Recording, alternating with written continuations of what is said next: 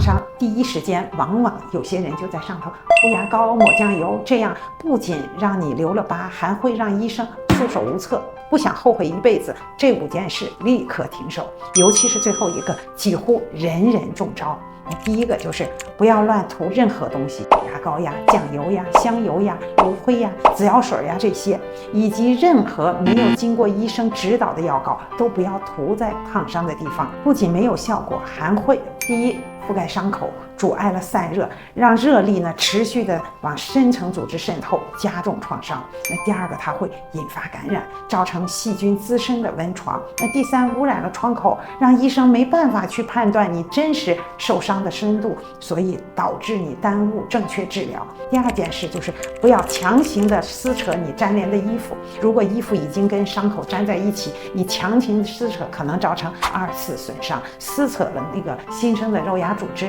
加重瘢痕。那正确的办法是赶紧在冷水上冲洗，然后呢小心的用剪刀剪开衣物，粘连的部分呢可能留着医生来帮你处理。